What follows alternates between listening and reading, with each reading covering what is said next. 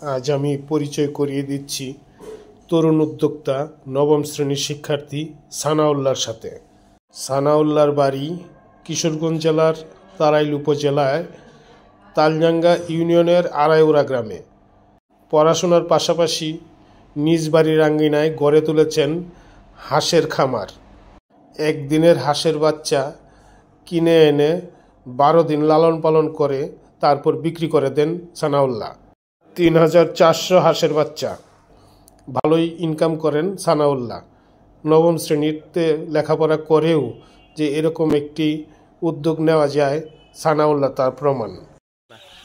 সানাউল্লাহ, তোমার বাবার নাম কি? রতন মিয়া। রতন মিয়া। তোমার বাড়ি কোথায়? আড়াইউড়া। আড়াইউড়া, তারাইল, কিশোরগঞ্জ না? আচ্ছা, তোমার এনে কতগুলি বাচ্চা তুলছো? 3400। 3400 মানে কত করে পিস নিছো? 35 টাকা। 35 টাকা পিস। কয় দিনের বাচ্চা আনছো? একদিনের বাচ্চা। এটা কতদিন পালবা তুমি? 12 দিন। 12 দিন পাইলে বিক্রি করে দিবা? পরে 12 দিন পরে কত করে বিক্রি করবা? 70-65। আর 12 দিন পালতে তোমার কিরকম খরচ হবে? মানে 4 দিন পর্যন্ত, মানে প্রতিদিন 1 বস্তা করে কাবি। আচ্ছা, এরপরে থেকে 2 বস্তা চলে। এরপর 2 বস্তাতে 12 দিনে কত বস্তা যাবে টোটাল? 12 দিনে 8 দোকানে 16 আর 4 20 বস্তা। 20 বস্তা যাবে। 20 বস্তার দাম কত?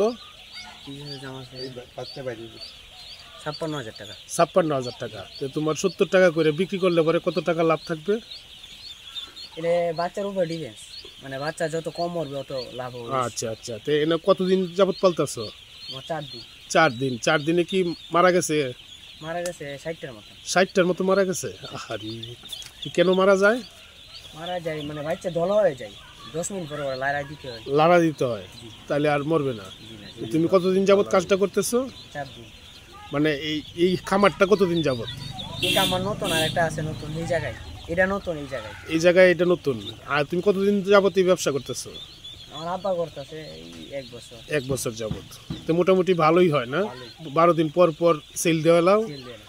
আচ্ছা, ধন্যবাদ। তুমি কি লেখাপড়া করো? কিসে পড়ো?